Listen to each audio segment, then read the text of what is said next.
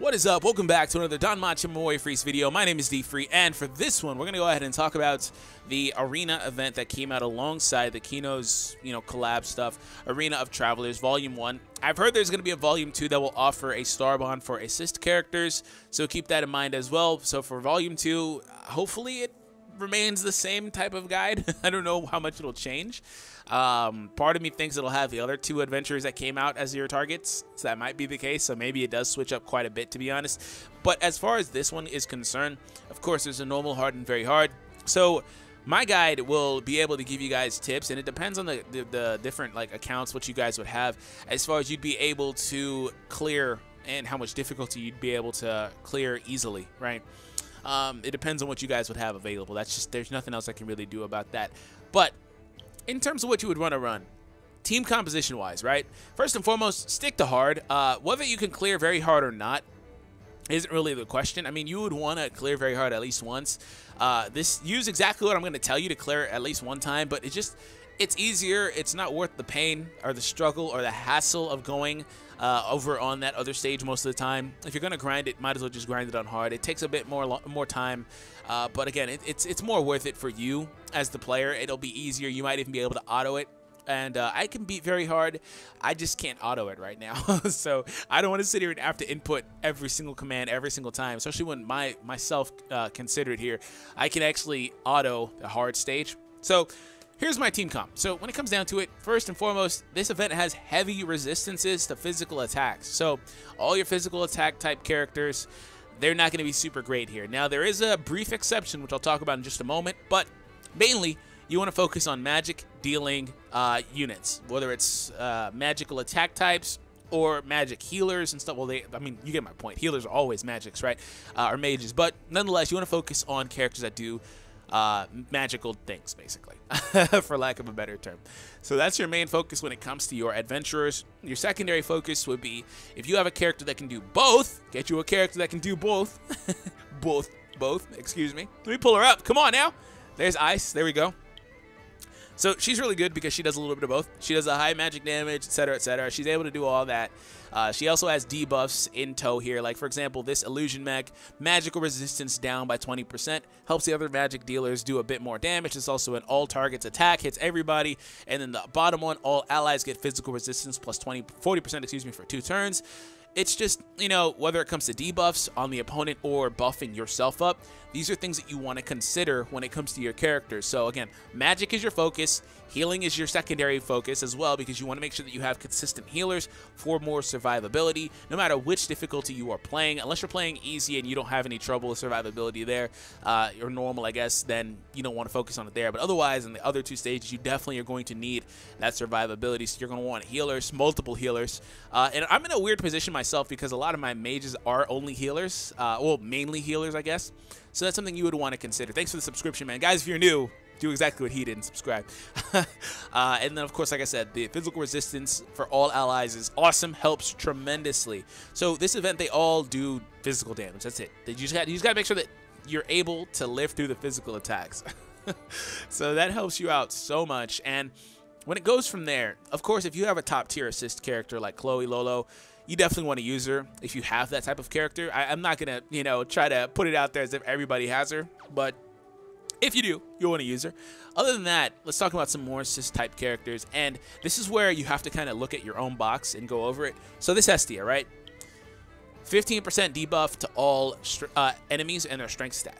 Awesome. Helps tremendously on this event for the physical attacks that the opposition does, but in relation to this, there are other characters such as Ganesha, and he's a 3-star, I believe, that debuff, I believe, 8%, something like that. So it's not as good or as potent, but helps tremendously. It helps a lot if you have access to that. So you have to kind of go through your units and know their worth, because you have to look at your characters and say, well, this character can do this and things of that nature. So again, focus on ones that say all allies or, all foes and stuff like that, because a lot of the 3-star assists are for that single adventurer that they would be assisting. They give them a really big buff, things of that nature. So here's Seer.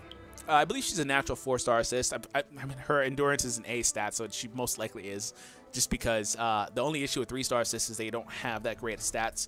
But all allies get endurance buff 8%. So this is another thing that you would want to consider. It helps out with survivability as well. Just giving your allies the ability to live just a bit longer through the battle helps tremendously, because you want to, again, make sure that you have that survivability in tow.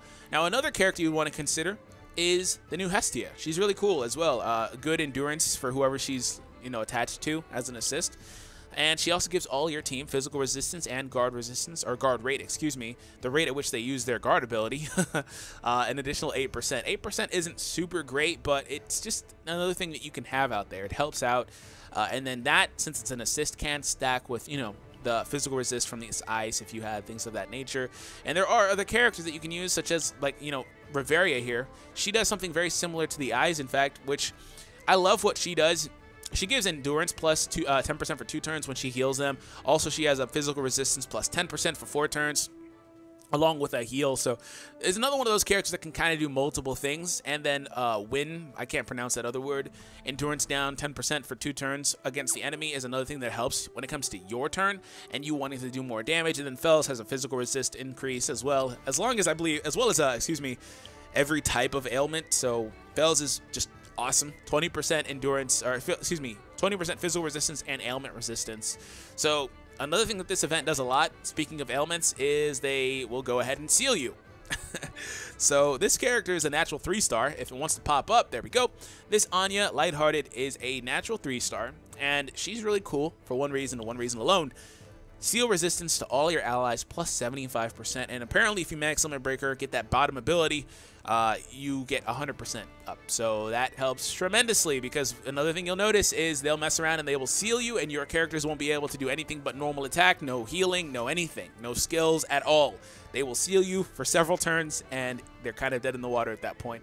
It's very hard to come back from the sealing, especially if you don't have a very well-constructed team.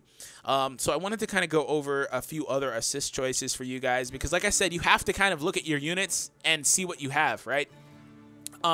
But really quick before we go into assists, I wanted to cover the physical attack types that I would naturally consider.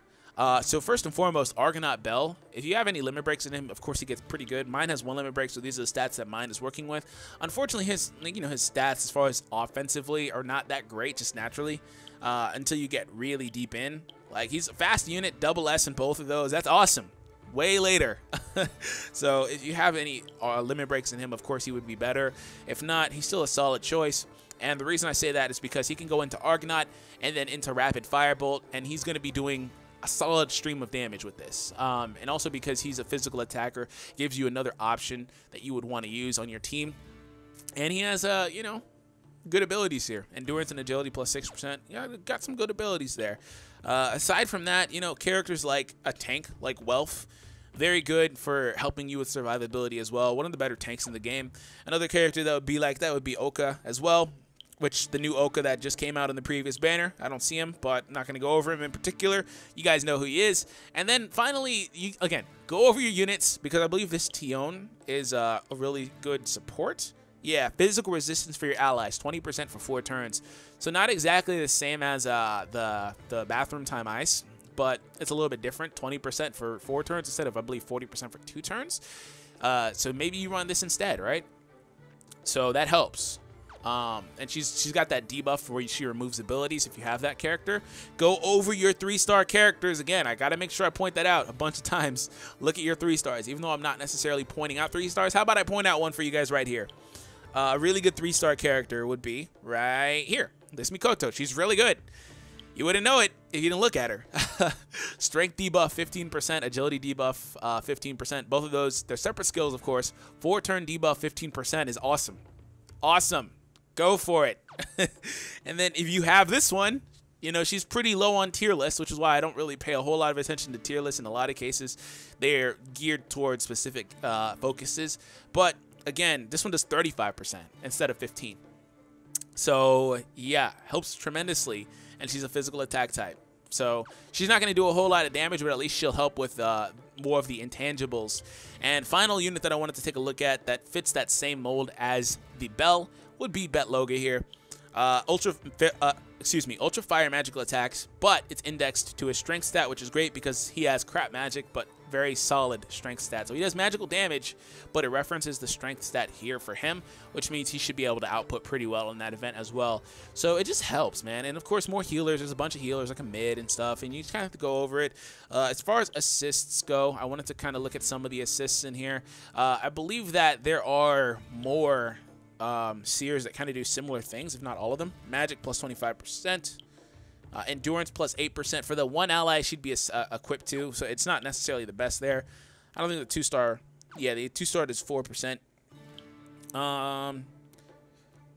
Oh, Hephaestus. If you have the Hephaestus, she does physical resistance up.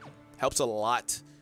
You kind of, like I said, I don't want to keep beating that dead horse, but you kind of have to go over your units. Last little bit before we get out of here would be the HP regeneration units. Those guys help out as well. The Mayak and the Naza, they help out quite a bit. And here's the Ganeshas that I was talking about. I think they both do it. This one does 8% strength. And allies get taunt resist on this one, actually. So this is the one I was talking about. Similar to Hestia. Not as good, but similar. Kind of gets the job done as well. I believe there's also a 2-star Anya. Ally seal resist plus 60%. So if you have this Anya as well, almost as good as this one. And this is the one I was showing off earlier in my team. Helps out a lot, guys. So I wanted to give you guys the tips and stuff there to help you guys be successful with the mode. Like I said, if you need to, honestly, if you need to spend the 10 iris to revive once on the very hard stage or whatever, I wouldn't do it twice. But if you need to revive once to get your 3-hero fallen, I think that's not that bad of a trade. Some people may disagree, and that's fair, but I don't think that's too bad of a trade, free to play or not. But other than that, you shouldn't have very much difficulty if you can look through your box, use characters that can either heal and or output damage for you guys and buff your allies, and assists that are good at buffing your allies or debuffing the enemy. All those intangibles, you'd be set. So thank you guys for tuning in. Hope you guys enjoyed. Subscribe if you are new, of course.